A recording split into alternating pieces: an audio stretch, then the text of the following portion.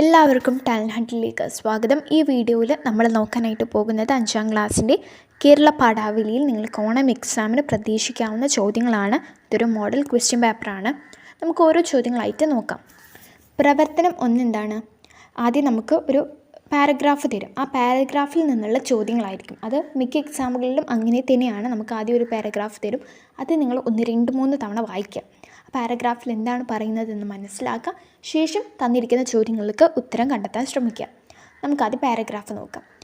കേരളത്തിലെ ആദ്യത്തെ ജനകീയ കവിയും തുള്ളൽ പ്രസ്ഥാനത്തിൻ്റെ ഉപജ്ഞാതാവുമാണ്. ഇങ്ങനെ പറയുമ്പോൾ തന്നെ നമുക്ക് മനസ്സിലാവും ഇത് കുഞ്ചൻ നമ്പ്യാരെ കുറിച്ചാണെന്നല്ലേ. നമ്മെ ചിരിപ്പിക്കുകയും ചിന്തിപ്പിക്കുകയും ചെയ്ത കവി. പാലക്കാട് ലക്കിടിക്കടുത്ത് കിള്ളിക്കുരിശിയിൽ ജനനം. 40-ലേറെ തുള്ളൽ കൃതികൾ ഇദ്ദേഹം രചിച്ചിട്ടുണ്ട്. മെയ് 5 കുഞ്ചൻ ദിനമായി ആചരിക്കുന്നു. പ്രാചീന കവിത്രയങ്ങളിലെ ഒരാൾ കൂടിയാണ് കുഞ്ചൻ നമ്പ്യാർ. ഇത്രയും കാര്യങ്ങളാണ് ഈ ഒരു പാരഗ്രാഫിൽ പറഞ്ഞിട്ടുള്ളത്. ഈ ചോദ്യം ഇതാണ്: ഇവിടെ ആരെക്കുറിച്ചാണ് പറയുന്നത്? ആരെക്കുറിച്ചാണ് പറയുന്നത്? കുഞ്ചൻ നമ്പ്യാരെക്കുറിച്ചാണല്ലേ പറയുന്നത്. ഇപ്പോൾ ഈ ക്വസ്റ്റ്യൻ നോക്കൂ. ഈ കുറിപ്പിന് ശീർഷകം നൽകി. ഈ ഒരു ചെറിയ കുറിപ്പിന് നമ്മളോട് ഒരു നല്ലൊരു തലക്കെട്ട് കൊടുക്കാനാണ് പറഞ്ഞിട്ടുള്ളത്. ഹെഡിങ് നമുക്ക് എന്ത് കൊടുക്കാം? കുഞ്ചൻ നമ്പ്യാർ എന്ന് തന്നെ കൊടുക്കാവുന്നതാണ്. കാരണം അദ്ദേഹത്തെക്കുറിച്ചാണല്ലോ പറയുന്നത്. അപ്പോൾ നമുക്ക് കുഞ്ചൻ നമ്പ്യാർ എന്ന് കൊടുക്കാം. അല്ലെങ്കിൽ കേരളത്തിലെ ആദ്യത്തെ ജനകീയ കവി, അങ്ങനെയൊക്കെ നമുക്ക് കൊടുക്കാവുന്നതാണ്. ഇനി ഈ ക്വസ്റ്റ്യൻ ഇതാണ്: ഇദ്ദേഹത്തെ ഏതെല്ലാം പേരിൽ അറിയപ്പെടുന്നുണ്ട്? ഇദ്ദേഹത്തെ ഏതെല്ലാം പേരിലാണ് അറിയപ്പെടുന്നത്? ആദ്യത്തെ സെൻറ്റൻസ് തന്നെ കൊടുത്തിട്ടുണ്ട്. കേരളത്തിലെ ആദ്യത്തെ ജനകീയ കവിയാണ് അദ്ദേഹം. അതുപോലെ തന്നെ തുള്ളൽ പ്രസ്ഥാനത്തിൻ്റെ ഉപജ്ഞാതാവാണ്. ഇനി ഡി ക്വസ്റ്റ്യൻ നോക്കാം. കുഞ്ചൻ നമ്പ്യാർ ഏത് കവിത്രയത്തിൽപ്പെട്ട കവിയാണ്? നമുക്കറിയാം പ്രാചീന കവിത്രയമുണ്ട്, ആധുനിക കവിത്രയമുണ്ട്. അതിൽ ഏത് കവിത്രയത്തിൽപ്പെട്ട ആളാണ് കുഞ്ചൻ നമ്പ്യാർ? നമ്മുടെ ഈ ഒരു കുറിപ്പിൽ അവസാന വരികളിൽ പറയുന്നുണ്ട് അല്ലേ, പ്രാചീന കവിത്രയത്തിലെ ഒരാൾ കൂടിയാണ് കുഞ്ചൻ നമ്പ്യാർ. അദ്ദേഹം പ്രാചീന കവിത്രയത്തിൽ പെട്ട ഒരാളാണ്. ഉത്തരങ്ങൾ നമുക്ക് ഒന്നും കൂടി നോക്കാം. ഒന്നാമത്തതിൻ്റെ ഉത്തരം കുഞ്ചൻ നമ്പ്യാർ. രണ്ടാമത്തത് ശീർഷകം നൽകാനാണ്. നമുക്ക് കുഞ്ചൻ നമ്പ്യാർ എന്നും കൊടുക്കാം. അല്ലെങ്കിൽ കേരളത്തിലെ ആദ്യ ജനകീയ കവി, തുള്ളൽ പ്രസ്ഥാനത്തിൻ്റെ ഉപജ്ഞാതാവ്, അങ്ങനെയൊക്കെ നമുക്ക് ശീർഷകം കൊടുക്കാം.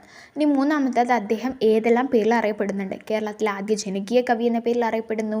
തുള്ളൽ പ്രസ്ഥാനത്തിൻ്റെ ഉപജ്ഞാതാവ് എന്ന പേരിലും അദ്ദേഹം അറിയപ്പെടുന്നുണ്ട്. കൂടാതെ പ്രാചീന കവിത്രയത്തിൽ പെട്ട ഒരാളാണ്, അങ്ങനെയും അദ്ദേഹം അറിയപ്പെടുന്നുണ്ട്. ഇനി 4, അദ്ദേഹം ഏത് കവിത്രയത്തിൽ പെടുന്നു? ഏത് കവിത്രയത്തിലാണ് അദ്ദേഹം പെടുന്നത്? പ്രാചീന കവിത്രയത്തിലാണ് അദ്ദേഹം പെടുന്നത്. പ്രാചീന കവിത്രയത്തിൽ ഉൾപ്പെടുന്ന മറ്റ് 2 കവികളുടെ പേര് നിങ്ങൾ കമൻറ്റ് ബോക്സിലൂടെ അറിയിക്കണം. ഓക്കെ ആണല്ലോ. ഇനി നമുക്ക് രണ്ടാമത്തെ പ്രവർത്തനം നോക്കാം. പ്രവർത്തനം 2 ചോദ്യം: മണ്ണിൻ്റെ കിനാവുകൾ എന്ന കവിതയിലൂടെ നമ്മൾ പരിചയപ്പെട്ടത് പ്രകൃതിയുടെ സൗന്ദര്യമാണ് അല്ലേ. മണ്ണിൻ്റെ കിനാവുകൾ എന്ന ഒരു കവിത നമ്മൾ പഠിച്ചിട്ടുണ്ടായിരുന്നു. അതിൽ നമ്മൾ പരിചയപ്പെട്ടത് പ്രകൃതിയുടെ സൗന്ദര്യമാണ്.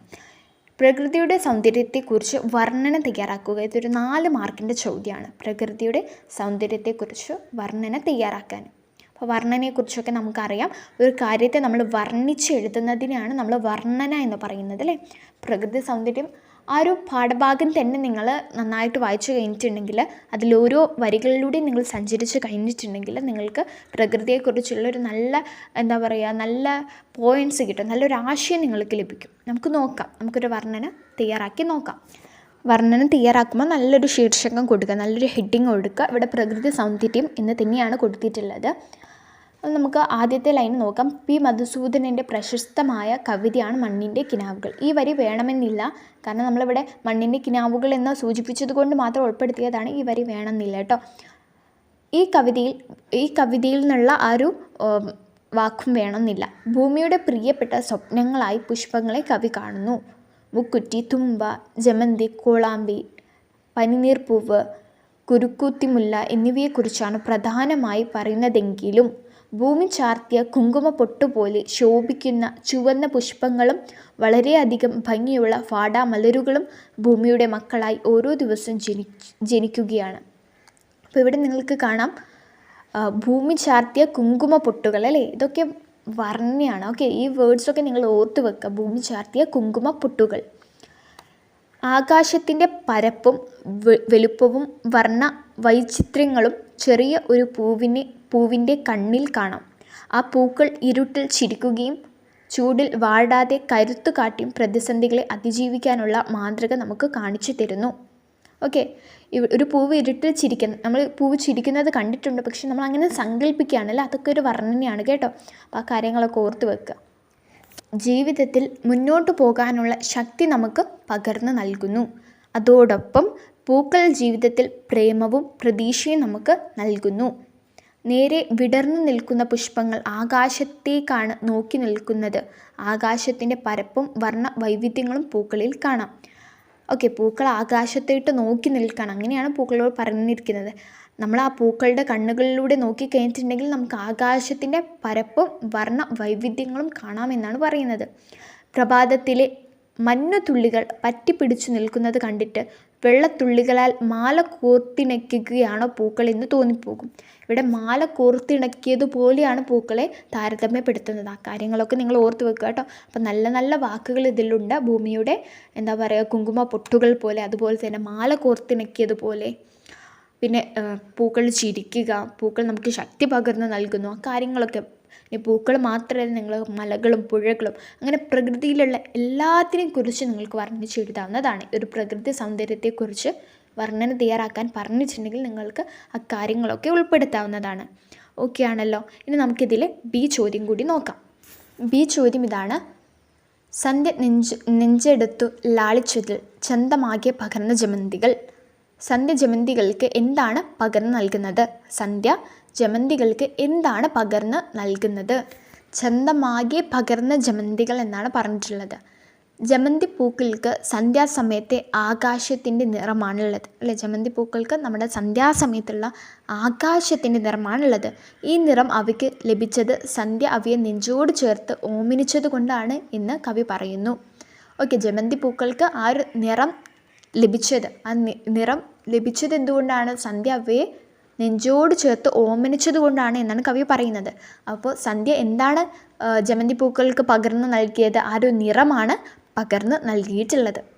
ഓക്കെ, ഈ കാര്യം നിങ്ങൾ വ്യക്തമായി മനസ്സിലാക്കുക. ഇതുപോലെ ഒരുപാട് വരികളുണ്ട് നമ്മുടെ പാഠഭാഗത്ത്, പല ആശയങ്ങളും ഉൾക്കൊള്ളുന്ന വരികൾ. ഓക്കെ, നമുക്ക് പെട്ടെന്ന് വായിച്ചാലൊന്നും ആ ഒരു വരികളുടെ അർത്ഥം മനസ്സിലാവില്ല. അതിൻ്റെ ആശയം നമ്മൾ മനസ്സിലാക്കണം, നമ്മളോട് ചോദിക്കും. ഇപ്പോൾ നമ്മുടെ എക്സാമിനൊക്കെ നമ്മളോട് ചോദിക്കും, 2-3 വരി നൽകിയിട്ട് ഇതിൻ്റെ ആശയം എഴുതാനൊക്കെ ചോദിക്കാറുണ്ട്. അപ്പോൾ നിങ്ങൾ ആ കാര്യങ്ങളൊക്കെ മനസ്സിലാക്കുക. കവിതയൊക്കെ നന്നായിട്ട് മനസ്സിലാക്കണം കേട്ടോ. നമ്മുടെ കഥ പോലെയല്ല, കഥ നമുക്ക് വായിച്ചു കഴിഞ്ഞിട്ടുണ്ടെങ്കിൽ മനസ്സിലാവും. കവിത നമ്മൾ അതിൻ്റെ ആശയം ഉൾക്കൊണ്ട് വേണം വായിക്കുവാനായിട്ട്. ഓക്കെ, കവിതയൊക്കെ നന്നായിട്ട് മനസ്സിലാക്കാം. ഇനി നമുക്ക് അടുത്ത പ്രവർത്തനത്തിലേക്ക് പോവാം. പ്രവർത്തനം 3, സംഭാഷണം തയ്യാറാക്കുക. കാട്ടിലെ മഴ എന്ന അനുഭവക്കുറിപ്പിലൂടെ ഡേസി ചെടിയും വാനമ്പാടിയും നിങ്ങൾ പരിചയപ്പെട്ടല്ലോ. കാട്ടിലെ മഴയല്ല, അവിടെ ഡേസി ചെടി എന്നുള്ള പാഠത്തിലാണ് നമ്മൾ ഡേസി ചെടിയും വാനമ്പാടിയും പരിചയപ്പെട്ടത്. അത് ക്വസ്റ്റ്യനിലുള്ള മിസ്റ്റേക്കാണ്. അപ്പോൾ നമ്മൾ ഏത് പാഠത്തിലാണ് ഡേസി ചെടിയും വാനമ്പാടിയും പരിചയപ്പെട്ടത്? നമ്മൾ ഡേസി ചെടി എന്ന് പറയുന്ന പാഠത്തിലാണ്. അവർ തമ്മിൽ നടന്ന സംഭാഷണം എഴുതി നോക്കൂ എന്നാണ് പറഞ്ഞിട്ടുള്ളത്. നമുക്കറിയാം, ഡേസി ചെടി എന്ന് പറയുന്നത് ഒരു പൂന്തോട്ടത്തിൽ ഒരുപാട് പുഷ്പങ്ങളുണ്ട്. അതിൽ ആരും ശ്രദ്ധിക്കാത്ത, അങ്ങനെ ആരും നോട്ടം വയ്ക്കാത്തൊരു ചെടിയായിരുന്നു ഡേസി ചെടി.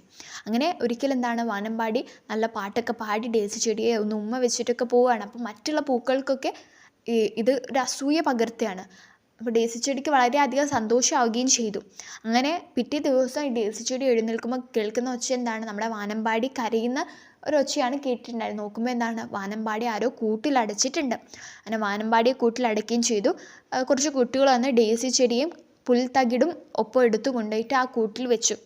അങ്ങനെ ഇപ്പോൾ ആ കൂട്ടിൽ ഡേസി ചെടിയും കുറച്ച് പുൽത്തകിടും പിന്നെ നമ്മുടെ വാനമ്പാടിയാണുള്ളത്. അപ്പോൾ അവർ തമ്മിൽ നടന്നിട്ടുണ്ടായിരുന്ന സംഭാഷണം ഉണ്ടാവുമല്ലോ, അത് എഴുതുവാനാണ് നമ്മളോട് പറഞ്ഞിട്ടുള്ളത്. അപ്പോൾ രണ്ടാളും എന്താണ്, നിസ്സഹായ അവസ്ഥയിലാണ്. ഒരാൾക്ക് അതിൻ്റെ സ്വാതന്ത്ര്യം നഷ്ടപ്പെട്ടു, അല്ലേ? അതിന് ഇനി പറക്കാൻ പറ്റില്ല, കാരണം അത് കൂട്ടിലടച്ച് വെച്ചിട്ടിരിക്കുകയാണ്. നമ്മൾ എത്ര സ്വർണ്ണക്കൂട്ടിൽ അടച്ചു വെച്ചാലും എന്താണ്, നമ്മുടെ സ്വാതന്ത്ര്യം എന്ന് പറയുന്നത് നമുക്ക് ലഭിക്കില്ല. നമ്മളിപ്പോൾ സ്വർണ്ണക്കൂട്ടിലാണ് നമ്മൾ അടച്ചു വെച്ചെങ്കിൽ നമ്മുടെ ആ ഒരു ഫ്രീഡം അവിടെ നഷ്ടപ്പെടും. ഇനി നമുക്ക് അവർ തമ്മിൽ നടക്കുന്ന ഒരു സംഭാഷണം എഴുതാം. അപ്പോൾ വാനമ്പാടി ആദ്യം പറയാണ്: ഇവിടെ ഒരു തുള്ളി വെള്ളമില്ല, പാവം പൂവേ, നീയും ഇവിടെ കിടന്ന് കരിഞ്ഞു പോകുമല്ലോ. ഡേസി ചെടീനോട് പറയാണ്: പാവം പൂവേ, നീയും ഇവിടെ കിടന്ന് കരിഞ്ഞു പോകുമല്ലോ ഡേസി ചെടി. ഇത് കേട്ട് ഡേസി ചെടി പറഞ്ഞു: അതെ, ഇങ്ങനെയാണെങ്കിൽ നമ്മുടെ അവസ്ഥ ഗുരുതരം തന്നെ. വാനമ്പാടി പറയാണ്: ഒരു പുൽനാമ്പ് എനിക്കിപ്പോൾ വൻമരമാണ്, ഓരോ ഇതളും എനിക്കൊരു പൂവാണ്, ഓരോ ഇതളും നാട്ടോ. അപ്പോൾ ഡേസി ചെടി പറഞ്ഞു: അതെന്താ നീ അങ്ങനെ പറഞ്ഞത്? വാനമ്പാടി: എനിക്കുണ്ടായിരുന്ന വലിയ ലോകത്തിന് പകരം നിന്നെയും ഇപ്പോൾ പുൽത്തകിടിയെയും അവർ എനിക്ക് തന്നു. എനിക്ക് നഷ്ടപ്പെട്ടതിൻ്റെ വില ഞാനിപ്പോൾ അറിയുന്നു. ഇത് പറയുമ്പോൾ ഡേസി ചേച്ചി പറയാണ്, ഒരു കൊച്ചു പൂവായിരുന്ന എന്നെ പൂന്തോട്ടത്തിൽ അധികം ആരും ശ്രദ്ധിക്കാതെ നിന്നിരുന്ന സമയത്ത് നിൻ്റെ മധുര സംഗീതം എന്നെ ഏറെ അഭിമാനിപ്പിക്കുകയും ആഹ്ലാദിപ്പിക്കുകയും ചെയ്തു. ഇത് കേട്ട വാനമ്പാടി പറഞ്ഞു, ഇത്രയേറെ നീ സന്തോഷിക്കാൻ കാരണം എന്താണ്? ഡേസി ചേച്ചി, ചെറുതാണെങ്കിലും പുള്ളുകൾക്കിടയിൽ വളർന്നവളാണെങ്കിലും എനിക്ക് ലഭിച്ച ഭാഗ്യമോർത്താണ് ഞാൻ സന്തോഷിച്ചത്.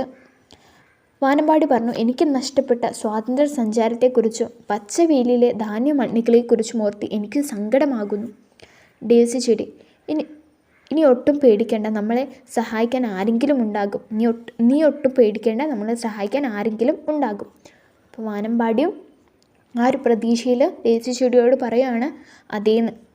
അതേന്ന് പറയാണ്, അവർ സഹായിക്കാൻ ആരെങ്കിലും ഉണ്ടാവും എന്നുള്ള പ്രതീക്ഷയിലാണ് അവരുള്ളത്. പക്ഷേ അങ്ങനെയല്ല നടന്നത്. ഒരു തുള്ളി വെള്ളം പോലും കുടിക്കാതെ വാനമ്പാടി കൂട്ടിൽ മരിച്ചു വീഴുകയാണ് ചെയ്തത്. പിറ്റേന്ന് ആ കുട്ടികൾ വാനമ്പാടിയുടെ ശരീരം സംസ്കരിക്കുകയും ചെയ്തു. അതോടൊപ്പം തന്നെ പുൽത്തട്ട് ഡേസി ചെടിയോടൊപ്പം അവർ വഴിയിലേക്ക് വലിച്ചെറിഞ്ഞു. പക്ഷിയെ സ്നേഹിക്കുകയും സമാധാനിപ്പിക്കുകയും ശ്രമിച്ച നമ്മുടെ പാവം പൂവിനെക്കുറിച്ച് ആരും ഓർത്തിട്ടില്ല. അപ്പോൾ ആ കഥയിൽ ഇങ്ങനെയാണ് നടന്നിട്ടുണ്ടായിരുന്നത്. ഇതിൽ ബി ചോദ്യം നോക്കൂ, ഒരു കടങ്കഥയാണ്.